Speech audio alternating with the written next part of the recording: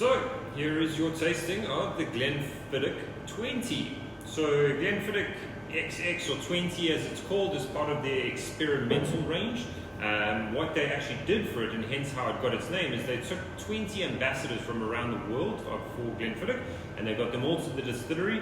Brian Kinsman, the malt master, sent them out into the warehouses and told them to go and explore and find a cask that they thought was really cool and really interesting, which is obviously pretty much the best thing that a master distiller could possibly tell you to do. So they ran out into the warehouses and they went and sampled from casks and checked things out and kind of like found out a little bit about what was hiding in all the corners. And they each got to select a cask.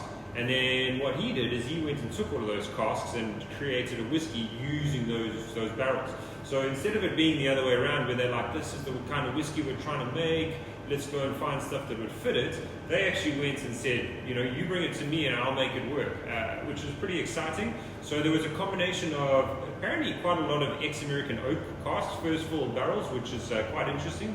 Then there were some sherry casks being used as well, and apparently there was one port pipe, or as it's known as a port cask, that made its way into the mix apparently from the Canadian ambassador actually that selected that. So quite a unique combination of whiskies. And they went and put that together. It's quite cool. If you see on the label, you might not be able to tell, but they took all of their fingerprints and they kind of melded them all together into one. So they've got their mark officially on this bottle of whiskey, which is quite a lot of fun.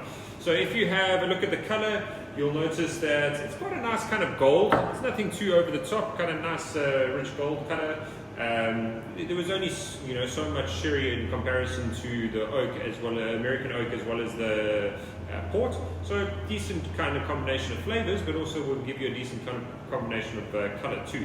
So great color on that. If you have a go on the nose, what you're going to find is a lot of the classic Glenfiddich style. So you're going to get like a lot of those pears and apples coming through, which is very much their signature. You might find a bit of like rich vanilla too. You might get a little bit of like a really nice rich sugar flavor or aroma coming off of it. So that nice kind of rich sweetness. And maybe even faint hints of licorice, which is quite unique.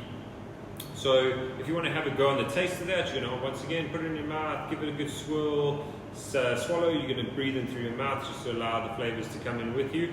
This one is quite unique because it's got like this kind of candy floss sweetness that they describe, which comes off quite predominantly in the beginning.